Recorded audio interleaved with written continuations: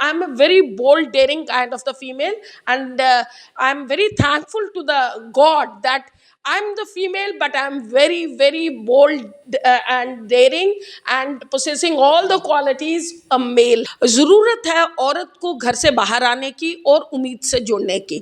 बाकी उम्मीद उनके लिए क्या करेगा, ये वो कहाँ पहुंचाएगा, वो ये वक्त आने पे ही इनको पता चलेगा. आप देख रहे हैं यंग बाइट्स में हूँ आपके साथ पूजा ठाकुर. आज के हमारे वुमेन एम्पावरमेंट के प्रोग्राम में मैं आपकी मुलाकात करवाने जा रही हूँ Jammu Kashmir rural livelihoods mission director Shubhra Sharma ji हमारे साथ जुड़ने जा रहे हैं. इनसे इनकी जर्नी किस तरह से रही है उसके बारे में बातचीत करेंगे और किस तरह से इनका इस डिपार्टमेंट में रोल है, किस तरह से वुमेन को एम्पावर्ड जो है इनके डिपार्टमेंट द्वारा किया जा रहा है. सशक्तिकरण की बात की जाए तो एक बहुत बड़ी मिसाल इस डिपार्टमेंट द्वारा की जाती है और सीधा इनसे रूबरू करवाते हैं. सबसे पहले आपका बहुत बहुत स्वागत है बाइट्स में. थैंक यू मैम, आपकी जर्नी की बात की जाए तो किस तरह से रही है, क्योंकि हमारी जब पहली पोस्टिंग रहती है या जो हम जिस लेवल पे अभी पहुंचे हुए हैं, जिस पोस्ट पर अभी है, वहाँ तक पहुंचने के लिए काफ़ी ज़्यादा स्ट्रगल जो है वो हर एक की लाइफ में रहता है. तो आप अपने बारे में बताइए थोड़ा सा. Thank you very much. और आपने जो ये टॉपिक आज सिलेक्ट किया और मुझे इसके लिए इनवाइट किया, थैंक यू वंस अगेन.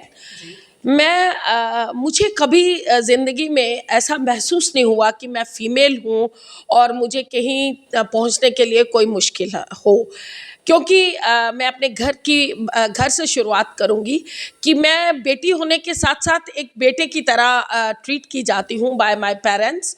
और मैं बेटा होने की और बेटी होने की दोनों रिस्पॉन्सिबिलिटीज़ खूब अच्छे से करती हूँ.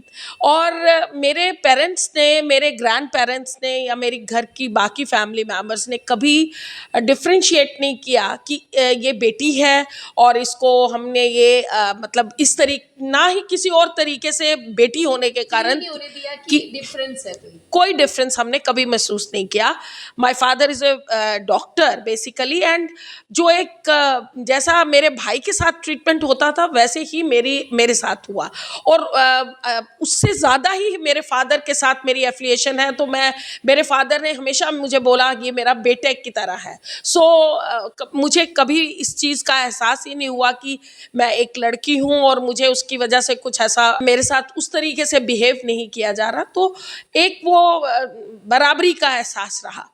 अब रही बात और देखिए, मैं I am doctorate in also in zoology.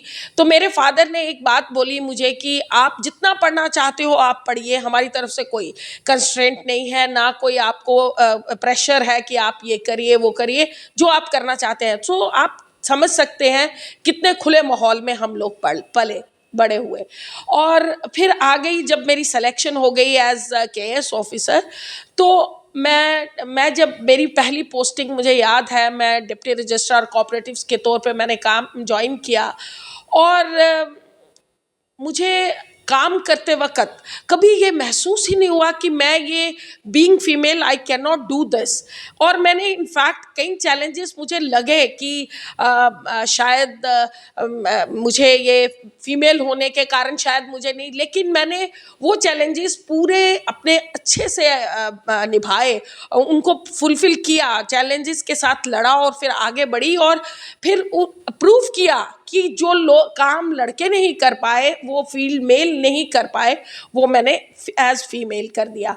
तो उसके बाद आप देखिए, मैंने डिफरेंट डिपार्टमेंट्स में काम किया, डिफरेंट कैपेसिटीज़ में काम किया, और कभी मुझे ये महसूस नहीं हुआ कि बीइंग फीमेल. अगर देखिए, मैं जब ADDC थी कठुआ, तो मैं ऐसा भी टाइम होता था कि मेरे को अगर इंस्पेक्शन करने जाना होता था किसी जगह पे, तो बोलते थे मैडम यहाँ नहीं जा पाएंगी आप. मैंने बोला नहीं. एक मुझे अच्छे से इंस्टेंस याद है, हम बसोली में एक इंस्पेक्शन करने गए. वहाँ पे ओवरहेड टैंक वाटर सिस्टम जो सप्लाई होता है विसिनिटी में होता था, उसकी कोई एक स्ट्रक्चर था, वो लोगों को कंप्लेंट थी कि पानी नहीं आता, तो उसके लिए मुझे वहाँ जाना पड़ा. जब मैं वहाँ गई, देन मुझे रोड पे, जानू is the name of the place, जहाँ मुझे बोला कि मैडम वो पहाड़ी के ऊपर ओवरहेड टैंक है, वहाँ जाना तो बहुत मुश्किल है, तो यहीं से मैडम देखिए वो ओवरहेड टैंक बना है, तो हमारी तरफ से तो कुछ ऐसा है नहीं है, उसमें इनलेट भी है, आउटलेट भी है, ये गांव वाले ऐसे ही कंप्लेंट कर रहे हैं. So I make it a point कि that I should reach on that to that place. And then उसने बोला नहीं मैडम बहुत पहाड़ है, ये जंगल में से जाना है, इसमें शेर भी हो सकता है. I said no ways. मैंने अपना स्पोर्ट्स शूज पहने और then I trek that hill. And then when I reached over there, वहाँ पे ओवरहेड टैंक तो था लेकिन ना उसमें इनलेट का कुछ प्रोविजन था तो ना आउटलेट का. So then they because they never thought that somebody will go there and inspect the premises. So being female, that was a big challenge to traverse that path and reach over there. And then I reached over there, I inspected and then I instructed the concerned कि इसको करिए. And then the only, and because मैं एक female होने के कारण मुझे बहुत चुभता है कि एक औरत, आज भी हमारी गांव की औरतें सिर पे pot of water they are carrying and they are moving. मैं जब भी कभी अपनी गाड़ी में या ऑफिशियल गाड़ी में मूव करती तो मुझे बहुत तकलीफ होती है. यार आज हम बात करते हैं विमेन एम्पावरमेंट की, तो ये औरतें तो आज भी सिर पे उठा के पानी ला रही हैं. तो ये मुझे कहीं ना कहीं बहुत हर्ट करता था. तो वो जो प्रॉब्लम उनकी रिजॉल्व हो गई इस तरीके से, तो एक मुझे एक बहुत बड़ा अपना कंट्रीब्यूशन लगता है उस प्रॉब्लम को रिजॉल्व करने में. तो बीइंग फीमेल मैंने कभी ये नहीं सोचा. देखिए मैं जब एडीडीसी थी, कभी तो रात को 11 बजे भी कठुआ से निकल के जम्मू खुद ड्राइव करके आती थी. तो मैंने कभी ऐसा महसूस ही नहीं किया कि फीमेल होना मेरे कैरियर प्रोग्रेशन में या मुझे आगे बढ़ने से कहीं से. I am a very bold daring kind of the female and I am very thankful to the God that I'm the female, but I'm very, very bold and daring and possessing all the qualities a male has. अभी ऐसे livelihood mission director किस तरह के आपके rules and responsibilities है, किस तरह से, क्योंकि वुमेन एम्पावरमेंट की एक खास मिसाल कहें तो कई सारी महिलाओं को सशक्त जो है वो किया जा रहा है, तो किस तरह की आपकी रिस्पॉन्सिबिलिटीज़ यहाँ पर आप निभा रही है? देखिए यहाँ पे ये मिशन जो है ये बेसिकली औरतों के लिए काम करता है. और अब मैं यहाँ आकर एज मिशन डायरेक्टर तो I am heading this institution, तो मेरा ये फ़र्ज़ बनता है कि जो औरतें आज भी फील्ड में अगर आप जाओ, जो जिन सिचुएशंस में औरतों आपको मिलेंगी, शायद ही हम वी कैन थिंक ऑफ कि ऐसा भी होता है. तो मैं एज मिशन डायरेक्टर मेरा ये प्रयास रहता है कि मैं उन औरतों को उन सिचुएशन से बाहर निकालूं, ताकि हमारी औरतें कहीं ना कहीं they all have the potential. सिर्फ पोटेंशियल को जो उनका हिडन पोटेंशियल है उसको बाहर कैसे निकालना है. और उनको एक बस औरत में एक ही कभी जो मैंने देखी, वो शक करती है, थोड़ा सा शाई फील करती है.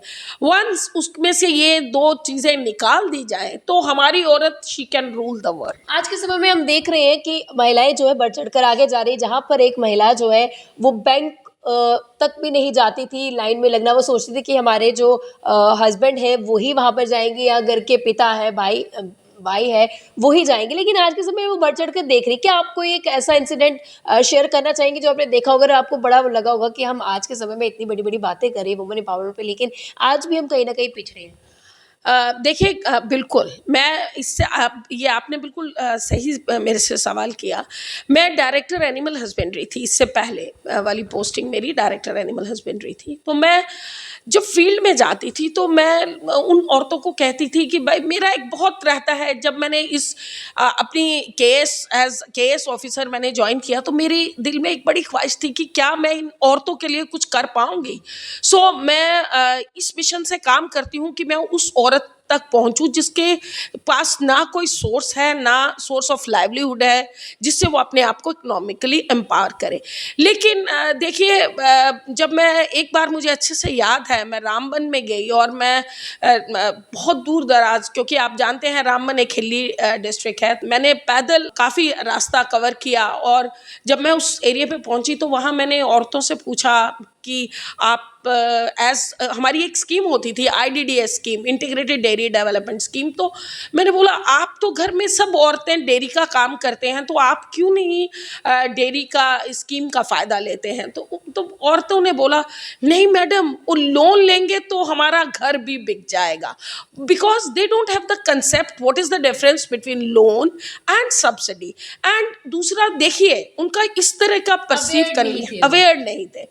तो मैंने उनको समझाया, मैंने कहा देखिए ये तो एक सब्सिडाइज स्कीम है, इसमें आपको सब्सिडी दी जाएगी, लेकिन अगर आपको पहले पैसे लेने ही हैं थोड़े, अगर लोन लेना ही पड़ा, तो ऐसा तो कुछ नहीं है कि बैंक आपका नहीं मैडम ऐसा। वो इतना डर रही थी, फिर हमने उनको कन्विंस किया और उनको मोटिवेट किया, और फिर औरतों ने दे केम फॉरवर्ड और उन्होंने लोन फैसिलिटी अवेल करके और लोन जो है IDDS स्कीम में, बिकॉज IDDS जो है सब्सिडीज वाली स्कीम तो है, लेकिन उसमें आप एक बेनिफिशियरी को पहले अपने पैसों से एनिमल को खरीदना होता है, उसके बाद जब उसकी वेरिफिकेशन हो जाती कि factually animal has been purchased by the owner and then वो फिजिकली फिट है, सब ठीक है, तो उसके बाद ही सब्सिडी उसके में जाती है। तो औरतों के पास इतने पैसे नहीं रहते, तो हमने उनको मोटिवेट किया कि आप लोन लीजिए, और इस तरीके से और औरतें आगे आई।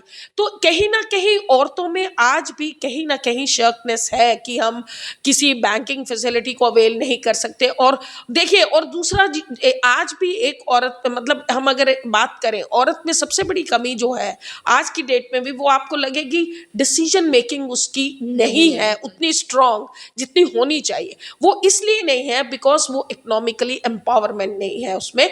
और जब वो इकोनॉमिकली एम्पावर हो जाएगी, जो कि हमारे मिशन का एक मकसद है, और हम चाहते हैं कि वो इकोनॉमिकली एम्पावर हो, अपनी डिसीजन मेकिंग खुद करे और फिर अपनी लाइफ को अच्छे से जिए। अभी जिस तरह से इस डिपार्टमेंट का रूल भी यही है कि फीमेल्स को जो है इम्पार्ट करना, तो क्या कुछ स्कीम्स जो है अभी फीमेल्स के लिए लाई गई है और किन किन स्कीम्स पर काम हो रहा है? देखिए, हमारे लाइवलीहुड मिशन जो है ये बेसिकली हमारे पास 3 स्कीम्स पे काम करता है। एक तो उम्मीद हमारी है, और दूसरी हम SVEP startup village entrepreneur programme है, एक महिला सशक्तिकरण, महिला किसान सशक्तिकरण प्रोग्राम। इन 3 स्कीम्स पे हम काम कर रहे हैं। गवर्नमेंट ऑफ इंडिया हमें फंड्स देती है और ये इंश्योर करती है कि हमारी औरतें एक स्मॉल एंटरप्रेन्योर बने हैं। स्मॉल, अगर वो किसान ही की तरह के, मतलब एग्रीकल्चर में ही काम करती हैं, तो वो अच्छे से एक सशक्त किसान कैसे बन सकती हैं,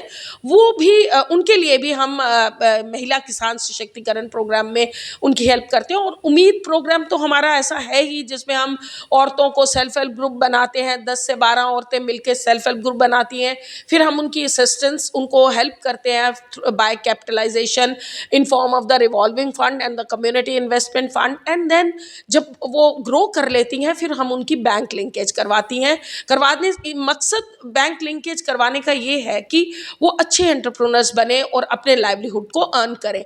और मैं आपको बता दूं कि आज गवर्नमेंट ऑफ इंडिया एक बहुत अच्छी स्कीम जो चला रही है, जिसमें हमारे ऑनरेबल प्राइम मिनिस्टर साहब हमेशा इस पे स्ट्रेस लेते हैं, लखपति दीदीज।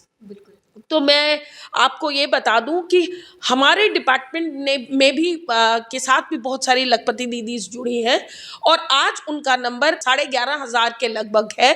और ये जो औरतें हैं, ये लखपति हमारे मिशन के साथ जुड़ के ही बनी है। और मैं ये कोशिश करूंगी कि हमारी JNK से और भी औरतें लखपति बने और अपने आप को इकोनॉमिकली। यहाँ पर उनको जाना पड़ेगा, एक इस प्रोग्राम के अंत में क्या कहना चाहेंगे, किस तरह से वो कांटेक्ट करे जो खुद एम्पावर्ड होना चाहती है या कोई एक अपना बिजनेस सेटअप करना चाहती है? अरे इसमें तो ये हैंड होल्डिंग, हमारे सोशल मोबिलाइजेशन हमारा फेस चलता रहता है।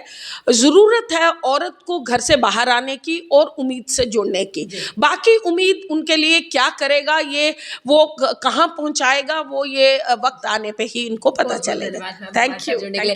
तो जिस तरह से आपको बता दें कि लगातार डिपार्टमेंट जो है वो काम कर रहा है वुमेन्स के लिए, और हमारे साथ शुभ्रा जी थे जिन्होंने इन्होंने अपना एक्सपीरियंस बताया कि किस तरह से इन्होंने काफ़ी सारे चैलेंजेस को फेस किया और देखा कि आज के समय में वुमेन्स जो है वो काफ़ी हद तक एम्पावर्ड भी है, लेकिन कहीं ना कहीं अवेयरनेस की कमी के कारण वो पीछे भी रह जाती है। तो इनका जिस तरह से इन्होंने बीड़ा उठाया है कि वुमेन को एम्पावर्ड करना है, उनको जो चैलेंजेस आते हैं किस तरह से फेस किया जाए, उसको लेकर जो है ये काउंसलिंग भी करते हैं। साफ तौर से इनका ये कहना है कि जितनी भी महिलाएं जो कुछ करना चाहती है वो उम्मीद के साथ जुड़े और उम्मीद जो है उनकी जरूर पूरी होगी। अगले वीडियो लेकर फिर मैं हाजिर होंगी, तब तक के लिए आप देखते रहिए यंग बाइट्स, फिर जर्नलिस्ट अमन शर्मा के साथ मैं पूजा ठाकुर, यंग बाइट्स जम्मू।